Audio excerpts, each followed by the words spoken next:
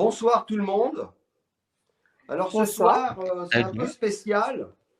On a une invitée, une amie que j'ai rencontrée à Cavaillon, au théâtre. Elle s'appelle Claire et elle va venir nous parler de la protection de la nature et, comme le dit mon coussin, mon doudou, les éléphants. C'est Donc ça. Nicolas et Claire, je vous présente tous les deux. Oui. Enfin, vous vous débrouillez. Bonsoir Nicolas. Bonsoir. Enchantée. Ouais, je pense que je la connais déjà un petit peu, hein. J'ai lu une belle présentation d'elle dans Ouest France qui était vraiment Oui, bien faite. merci. Je peux regarder à gauche à droite, effectivement. Très Ouais. beau parcours et hâte d'en découvrir plus durant cette petite demi-heure avec vous. Oui, Et, On y va. comme Donc c'est la première Claire, de l'année, bonne année à tout le monde, hein. oui, bonne année, oui, bonne année. à Ouais, tous. bien, pour commencer, hein. Ça va. Et Faut quand santé. même, faut quand même se méfier de cette année, hein, parce qu'il faut pas oublier qu'on est quand même dans l'année 2020 Wuhan, hein. Donc, Alors, est-ce que c'est de bon Bon, augure, hein? on va pas l'écouter de trop parce que je sais pas où il nous amène. Tu peux peut-être déjà commencer par te présenter en 2 minutes, un petit oui, peu comment tu as pu te lancer dans une vie pareille, dans une telle ouais. aventure. Ouais, alors en fait, du coup, moi je suis chargée de communication. Voilà, donc j'ai fait des études en communication et j'ai toujours eu cette passion pour l'environnement, pour la protection des animaux depuis toute Mhm. petite. Et je me suis dit que ce serait intéressant de pouvoir mettre mes compétences en fait au profit d'associations et pouvoir les aider dans la mesure du possible, donc dans leurs actions. Et du D'accord. coup, petit à petit, après, j'ai fait pas mal de stands, j'ai fait différentes actions, des salons, des manifestations. J'ai fait beaucoup de choses avec pas mal d'associations sur pas Mhm. mal de thématiques comme la fourrure contre la captivité, les tests sur les animaux. Voilà, j'ai été assez engagée. Et Dès le puis, en parallèle, du coup, j'ai quand même développé, je dirais, une passion vraiment grandissante pour les éléphants. Mhm. Et j'ai essayé donc de rejoindre des associations pour faire des petites missions de bénévolat de temps en temps, quand je le pouvais entre deux travails de boulot. Et du coup, pour aller les aider toujours dans la communication, Mhm. mais rester dans la thématique donc de la protection des éléphants. D'accord. Et très rapidement, alors, tu es allé sur le terrain, je pense, pas Oui. uniquement pour la communication donc c'est quelque chose, c'est une vie à laquelle dont tu as toujours rêvé, quoi, quelque part. Oui, ouais. Et C'est vrai que c'est j'ai ah oui, bah, en effet, j'adore voyager. J'ai eu l'occasion de bouger pas mal dans un certain nombre de pays et c'est vrai que j'ai eu l'occasion, du coup, dans ces missions de bénévolat, d'aller sur le terrain. Donc, j'ai pu aller au Kenya, en Zambie, au Zimbabwe, au Botswana notamment. ah oui. Et du coup, voilà, un vrai amour pour l'Afrique australe. Ouais. Mais l'Afrique tout court, en fait, le continent. D'accord. Hein, et voilà, donc pour rejoindre ces associations et être au plus près de ce qui se passe sur le terrain. Je pense que c'est Mhm. toujours important de comprendre comment ça se passe sur place, quoi. D'accord. Et donc là, actuellement, tu vis principalement en Afrique Euh, ou, ou tu es revenu en Europe ouais. ouais, Du coup, bon, avec ce qui se passe en ce moment avec la ça complique pandémie, un peu. voilà, du coup, j'étais en Afrique, mais je suis revenue en mars dernier. D'accord. Euh, donc, j'étais restée 1 an dans le cadre d'une mission de volontariat pour une association de protection des chimpanzés et de la forêt tropicale en Côte d'Ivoire. Mhm. Et du coup, voilà, donc là, je suis revenue et on verra après de quoi demain est fait. Si on peut voyager de nouveau, ce sera Ouais. toujours un plaisir de retourner en Afrique. Et Mais bon, pour l'instant, c'est pas d'actualité. d'accord. Donc c'est un peu en fonction des missions C'est ça. qui te font vibrer au fur et à mesure, quoi, que tu choisis Ouais. où tes pas vont te mener, quoi. Exactement. Ouais, j'aime bien cette idée-là. Moi, ma question première, c'est que j'ai envie de savoir qui t'a inspiré en fait. Comment tu as basculé Mm. vers cette orientation-là? Qui t'a inspiré au départ? Quels sont tes modèles un peu? Ouais. Alors, c'est vrai que il y a des personnes là dans ma vie que j'ai toujours un petit peu considérées comme des modèles dans la conservation et des personnes que je pense tout le monde connaît, comme Diane Fossey, qui était engagée pour la protection donc, des gorilles de montagne. Jane Goodall aussi, qui était donc elle pour les chimpanzés. Et puis après, si je pense aux éléphants, il y a des personnes comme Cynthia Moss, Joyce Poole, qui sont des grandes conservationnistes, qui ont des ONG qui sont très connues aujourd'hui en Afrique.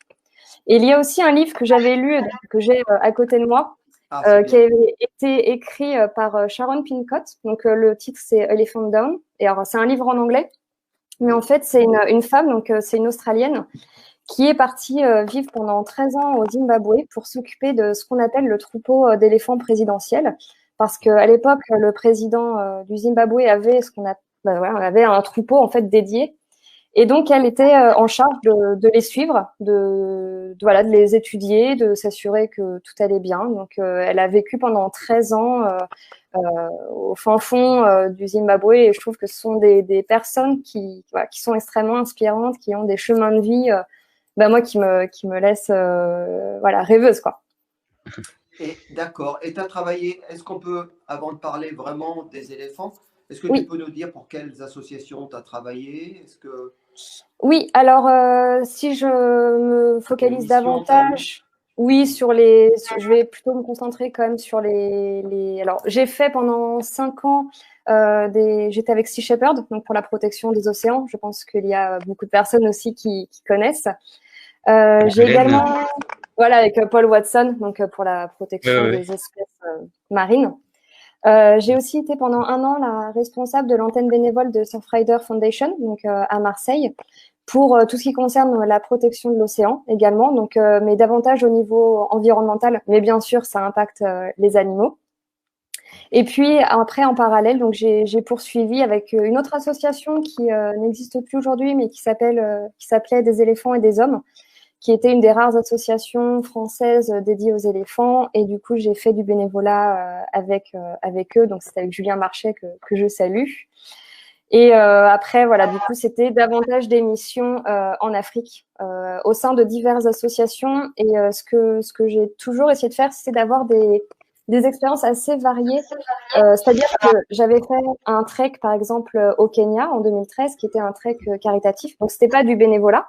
Mais en fait, nous devions récolter des fonds pour les remettre aux rangers dans la zone, je ne sais plus, c'était au nord du Kenya.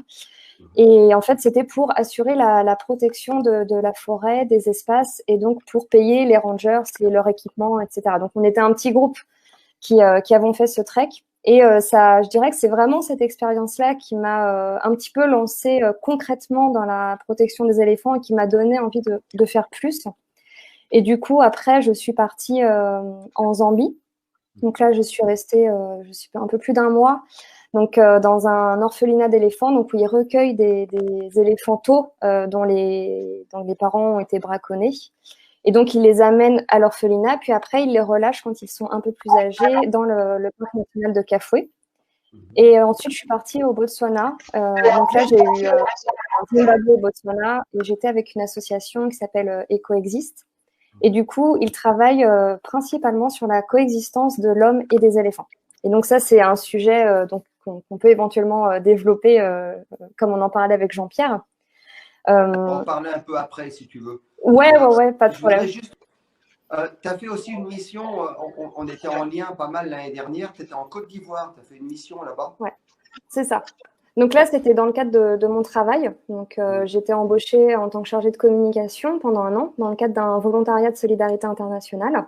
Oui. Et donc, j'ai rejoint une association qui s'appelle la White Chimpanzee Foundation et donc qui travaille pour la protection des chimpanzés et de la forêt tropicale, donc de leur environnement. Parce qu'en effet, en Afrique de l'Ouest, il y a vraiment un gros déclin des chimpanzés. Et du coup, on travaillait sur leur protection. Donc, je suis partie pendant 1 an en Côte d'Ivoire. C'était une très belle expérience. Et du coup, me revoilà en France en ce moment.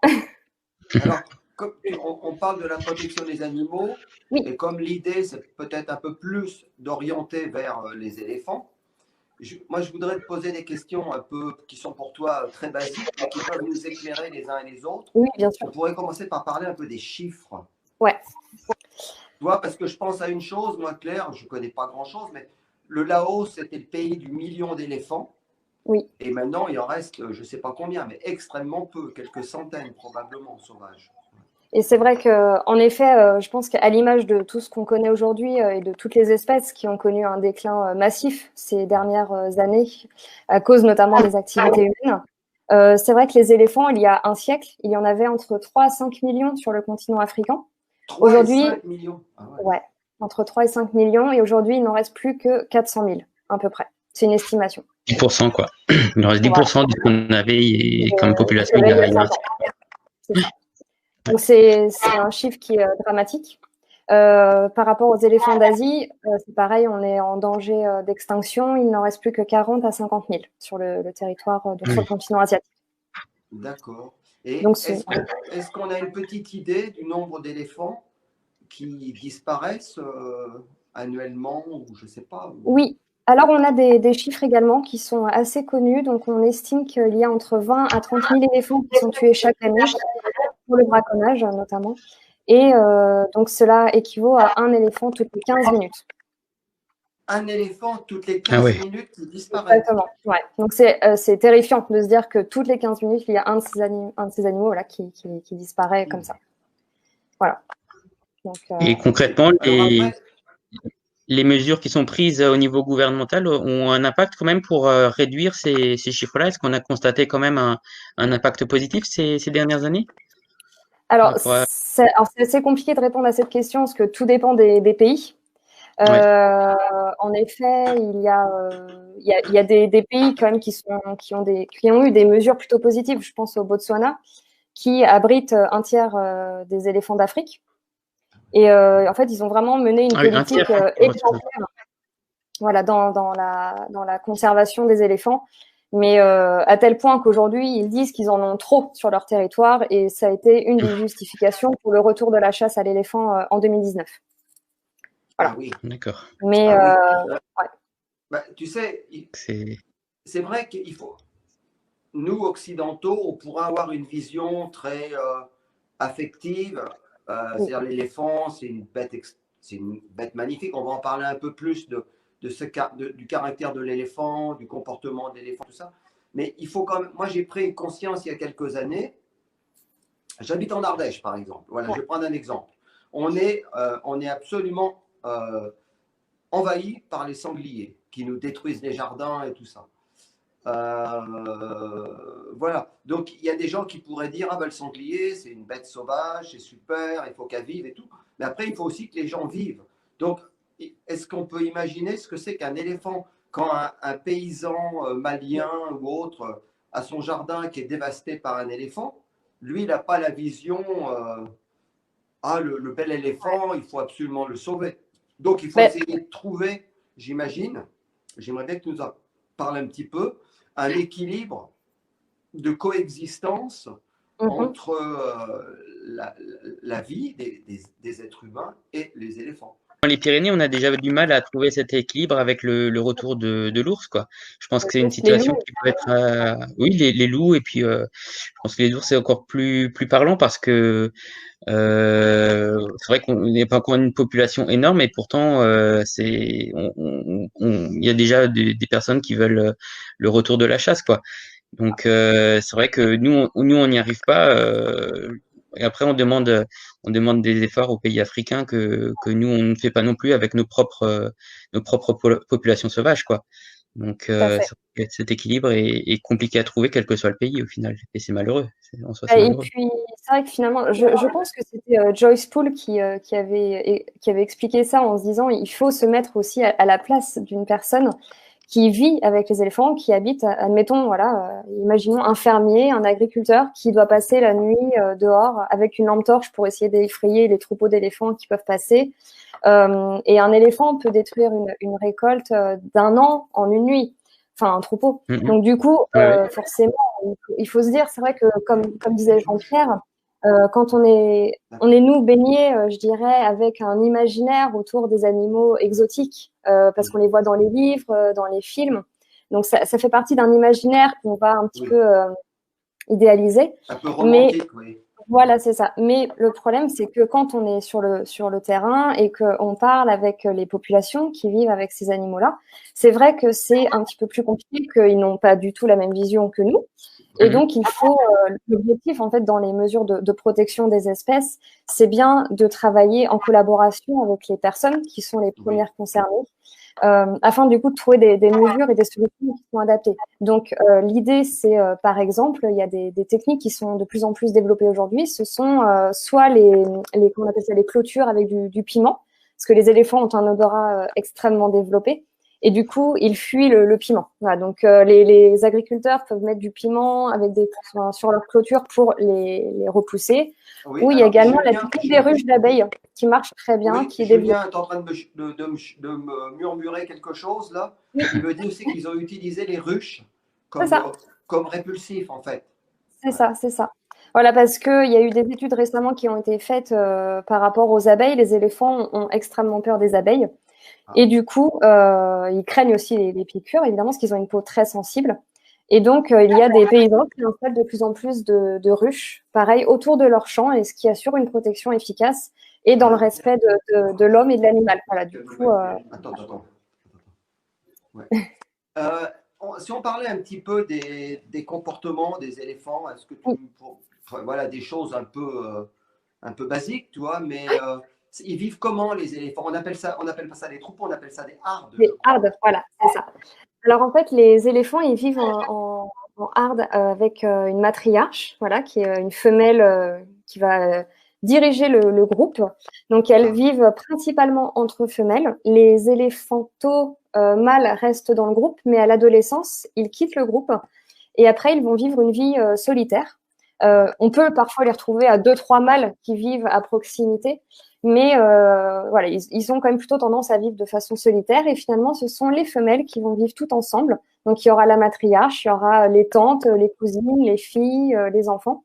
Et donc, la matriarche va transmettre son savoir au groupe, voilà, voilà, pour trouver des bons points d'eau, pour trouver des bonnes sources de nourriture, éviter les endroits dangereux. Donc ça, c'est voilà. Il y a un vrai savoir, une vraie transmission de connaissances avec cet animal qui est extrêmement sociable. Par exemple, on parle souvent des cimetières d'éléphants. Et en effet, les éléphants font partie des animaux qui font le deuil donc de leurs congénères. Donc, il y a beaucoup d'études qui montrent qu'ils vont, par exemple, s'il y a un squelette d'éléphant, ils vont marquer un temps d'arrêt, prendre le temps de caresser le squelette avec leur trompe, de le sentir, et ils vont rester là pendant plusieurs heures parfois peut-être même plusieurs jours, en tout cas pour marquer un temps avec ce corps d'éléphant. C'est quel éléphant qui fait ça? C'est celui qui a été affecté par le décès d'un proche ou c'est l'ensemble des éléphants qui, quand ils passent devant un tas d'os d'éléphants, vont marquer un temps d'arrêt comme ça? Est-ce qu'il y a Alors, c'est quand même plutôt globalement l'ensemble des éléphants qui vont marquer ce temps d'arrêt et qui vont revenir, par exemple, si une maman perd son éléphanto, elle va revenir chaque année à l'endroit où son éléphanto est mort et voilà, tous les ans, elle reviendra au même endroit. Mais c'est J'avais entendu ça même par rapport à une personne qui avait protégé un troupeau. Je pense que tu avais entendu cette histoire aussi, où effectivement, même pour l'être humain qui leur avait tendu la main, il revenait effectivement chaque année devant sa maison faire une sorte de petite cérémonie funèbre pour lui rendre hommage. Et je crois que c'était à la date précise annuellement de la date de la mort de cette personne. Donc ça veut dire qu'il y a il y a une mémoire, ce qui est quand même pas rien. Ouais. Il y a un entendement, une mémoire, une fidélité, et puis on pourrait appeler ça, nous, dans notre monde, évidemment, on va essayer de ne pas trop tomber dans l'anthropomorphisme, mais il y a une espèce de rituel, quoi. Oui, tout à fait. Voilà. En tout cas, c'est assez impressionnant d'avoir connaissance de ces informations-là. Et puis après, les éléphants sont aussi extrêmement intelligents hein, comme animaux. Et là, on pense au test du miroir. Donc, il y a certains animaux qui réussissent ce test où ça consiste à mettre une tache, un point sur leur corps et à voir s'ils arrivent à reconnaître que c'est eux ou si c'est voilà, ou si c'est un autre individu. Et donc, les éléphants, quand ils se regardent dans le miroir, s'ils voient une tache sur eux, ils vont toucher la tache. Donc, ça veut dire qu'ils ont une conscience d'eux-mêmes. Il y a une individualisation de l'espèce. Donc, il y a une individuation et en fait, ils vivent vraiment la séparation entre eux et le reste, quoi. Oui, et c'est pour ça, c'est vrai que les troupeaux sont très solidaires. Voilà, s'il y a un animal qui est un peu plus lent, je sais que voilà, ils vont faire attention ou voilà, ils vont quand même être dans une solidarité. Et, c'est très beau, quoi, comment ça fonctionne. Ouais. Je crois que Julien voulait parler de quelque chose. Julien, je voulais que tu évoques le problème du réchauffement avec les éléphants et les cyanobactéries. Non, Julien, il voulait qu'on évoque le problème du réchauffement et des cyanobactéries qui se développent dans les des cyanobactéries qui se développent. Ah oui, dans les cours d'eau, c'est ça? Dans les cours d'eau des éléphants qui ont fait des carnages au Botswana. Parce qu'il y a eu des carnages, il y a eu énormément de morts d'éléphants récemment. Je ne sais pas si tu as suivi, mais oui, au Botswana. Ouais. Il y a eu beaucoup de morts, on ne savait pas quelle était la cause, et en effet, c'était des bactéries qui étaient à l'origine de ces décès massifs. Mais alors après, je ne suis pas spécialiste sur la question des cyanobactéries.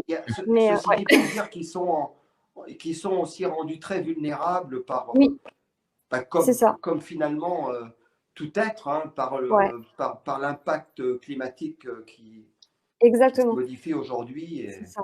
Et c'est vrai que les éléphants sont, mais au même titre que beaucoup d'animaux, mais il y a vraiment 3 grandes menaces qui pèsent sur les animaux sauvages. C'est évidemment le braconnage, mais aussi la perte de l'habitat. Ça qui est vraiment, qui est conséquente, parce que finalement, il y a de plus en plus d'êtres humains qui s'installent, qui se développent, qui prennent la place sur les corridors, les corridors naturels des espèces.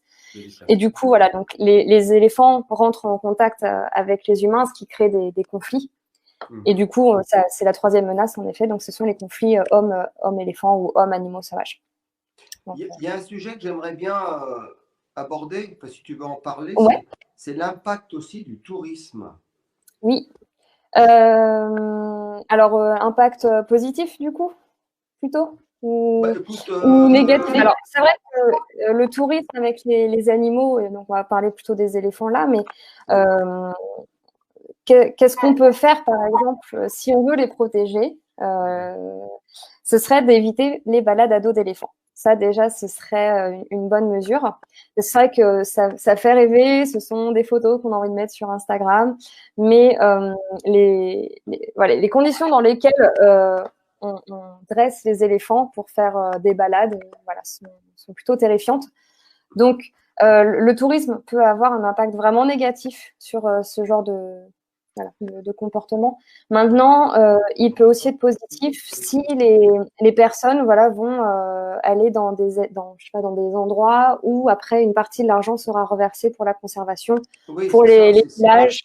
Et là, du coup, les villages disent « Ah oui, en effet, les animaux nous rapportent de l'argent, c'est bénéfique, donc on va essayer de les conserver. » Donc après, il faudrait développer vraiment un écotourisme intelligent, mais surtout structuré et dirigé par des gens qui ont une conscience de la coexistence possible entre l'homme et l'animal.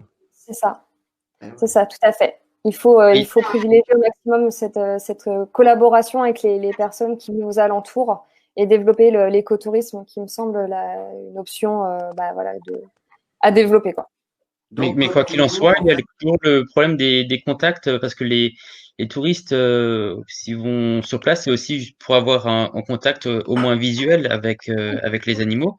Et est-ce que ça, c'est pas déjà en soi perturbant pour la vie de Hard, je crois que tu disais, du groupe?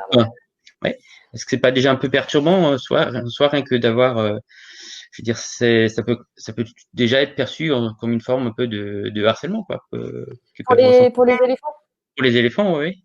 C'est vrai que après, tout dépend des compagnies. Si on pense à l'Afrique, par exemple, il y a beaucoup de compagnies qui font des safaris. C'est vrai que à chaque fois que j'ai été en Afrique, s'il m'est arrivé de faire des safaris, j'ai privilégié des toutes petites compagnies. On n'était qu'une seule voiture avec 4 ou 5 personnes dedans. Et pas des convois entiers de voitures où il y a 20 touristes par voiture. Et c'est vrai que là, c'est un peu plus compliqué. Et d'ailleurs, on voit pas mal de vidéos sur Internet d'éléphants qui se retournent, qui vont faire des charges contre les voitures. Alors parfois, ce sont des feintes, mais parfois, ce sont des vraies charges. Et là, il peut y avoir des blessés. Donc, en effet, après, il faut que les personnes qui sont en charge de ces opérations touristiques aient conscience de la limite qu'il faut respecter vis-à-vis de l'animal pour que tout le monde soit en sécurité. Les touristes et les animaux. Comme pour tout, une question d'équilibre à trouver. Exactement, c'est ça. Donc, je vais vous raconter une petite anecdote, une petite histoire qui est connue, mais bon, il y en a peut-être qui ne la connaissent pas. C'est les aveugles, parce que ça existe des gens qui sont aveugles. Je ne sais pas si tu savais, Claire. Je l'apprends. Donc, c'est des aveugles en Inde et ils aimeraient savoir ce que c'est qu'un éléphant. Et puis, il y a Claire qui entend, Claire qui a une âme de sauveuse, hein, et qui entend cette demande et qui connaît un éléphant qui peut être très paisible et tout. Donc, elle amène ces 4 personnes aveugles auprès de l'éléphant et elle leur fait toucher l'éléphant. Et elle leur pose la même question à chaque fois. Il y en a un qui touche la trompe et elle lui dit alors, c'est quoi un éléphant pour toi? Et il dit, oh, un éléphant pour moi, c'est un serpent. Il y en a un autre qui touche la queue et c'est quoi un éléphant pour toi? Pour moi, c'est un balai. Il y en a un autre qui touche les pattes. On est en Inde et il dit, bah, ça me rappelle les pylônes du temple. Et puis un quatrième qui va toucher le ventre et qui va dire, je ne sais pas, ça me rappelle... il n'y a pas de barrique là-bas en Inde, on ne boit pas de pinard, c'est vrai. Ah ouais, non. Ça me rappelle, voilà, ce que vous voulez. Donc, tout ça pour dire qu'en fait, on a toujours une vue, même quand on voit, là, c'est juste une petite anecdote indienne, mais en fait, on a toujours une vue morcelée de l'autre, qu'il soit humain. Alors, on ne va pas faire un truc spirituel maintenant, mais je veux dire, on a toujours une vue très, très morcelée. Et il faut quand même faire très attention à ça, quoi. Bien sûr. Ouais. Non, c'est très important en tout cas, et je pense d'être le plus possible dans le respect, dans le respect. Oui. Donc encore une fois, on est toujours dans la même. En fait, ce qu'il faut, c'est une éducation, quoi. Exactement, voilà.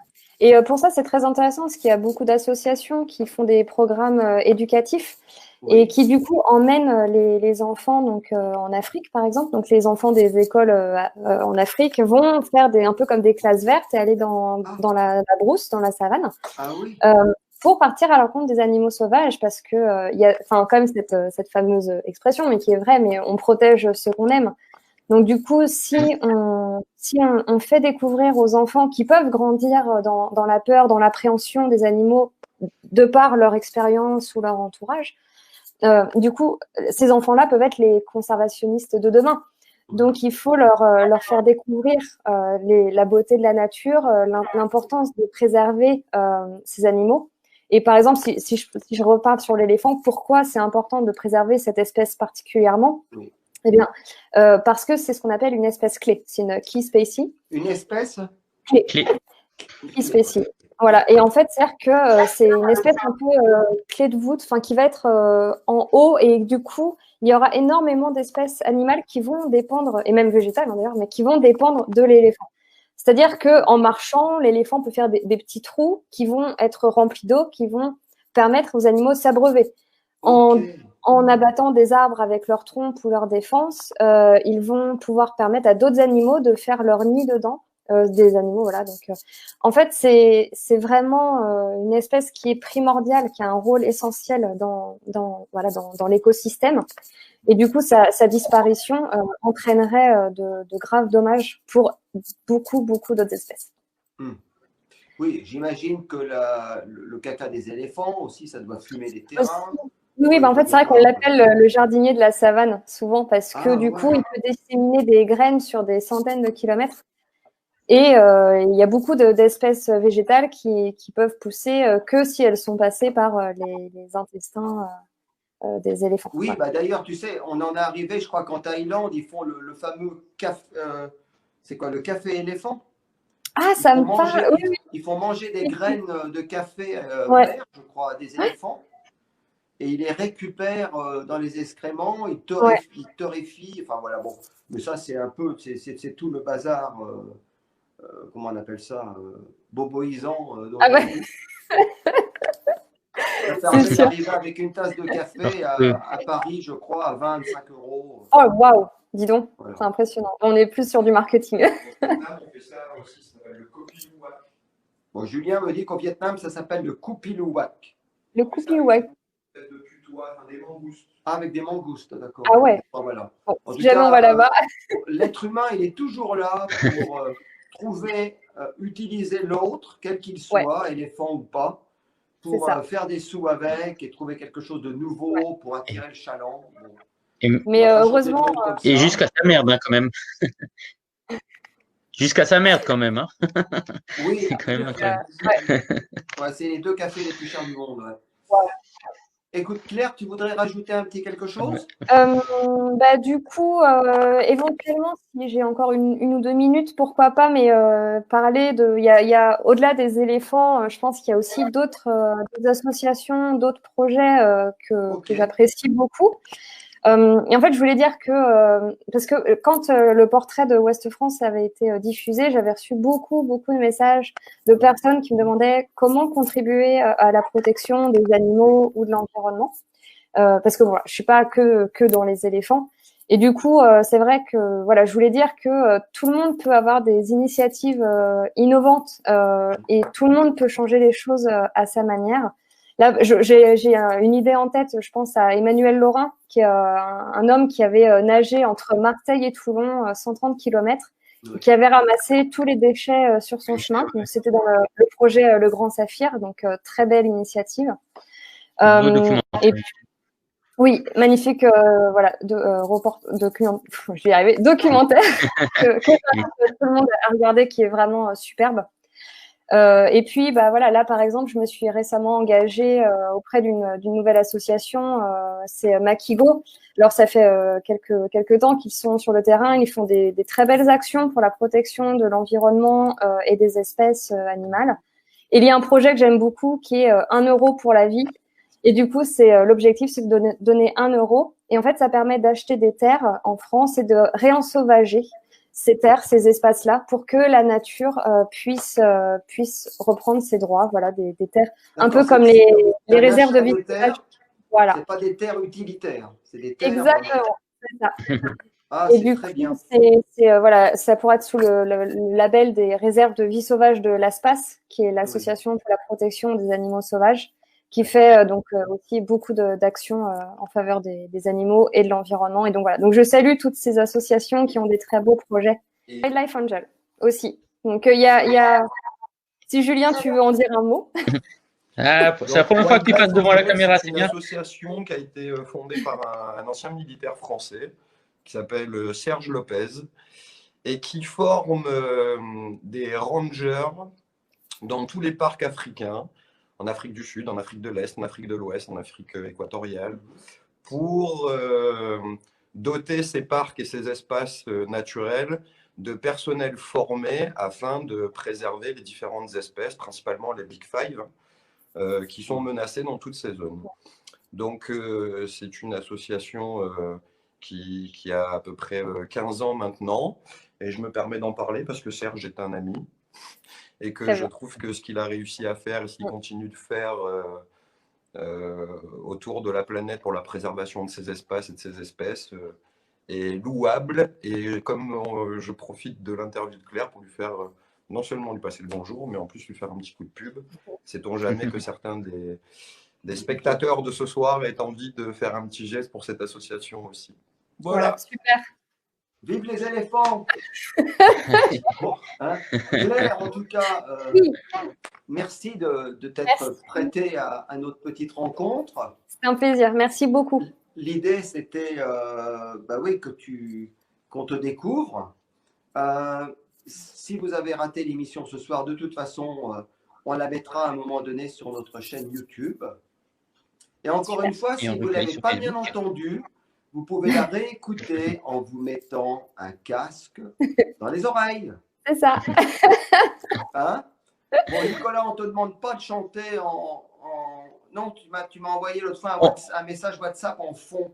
C'est une langue nigérienne. Ah, ça, c'est pas moi, là. Je saurais même plus te dire. La seule chose que je sais encore dire en fond, c'est les fesses qui se disent gogo. Voilà. C'est le seul mot que j'ai retenu de cette langue. En tout cas, Claire, moi, je te remercie d'être ce que tu es. Merci. Ça fait vraiment très chaud au cœur, tu vois, d'avoir. Je me permets de dire que tu es jeune. Hein. Oui. Merci pour tes engagements multiples. Mais en tout cas, c'est ça. Ouais. Merci pour tes engagements multiples. Merci Parce beaucoup. que il va falloir se réveiller. Parce que le bateau de l'humanité, là, il est parti. Ouais. Je ne sais pas s'il y a un pilote dans le bateau qui connaît le système de frein. Voilà. Donc, merci à toi. Merci. Merci Et, pour merci l'interview. à Nico. Merci Claire, merci Nico. Merci à aussi tous. Julien pour la technique. Et merci à vous tous qui êtes avec nous. Merci encore. Hein. Et n'hésitez pas de partager la vidéo et de faire des commentaires a posteriori. Ouais. Voilà. Et s'il y a des vous questions, répond. il ne faut On pas s'engage hésiter. tous. Nicolas, Claire, Julien et moi, on s'engage à vous répondre. Oui. Voilà. Très rapidement. Avec plaisir. Soirée. Bonne soirée. Bonne soirée. Bye bye.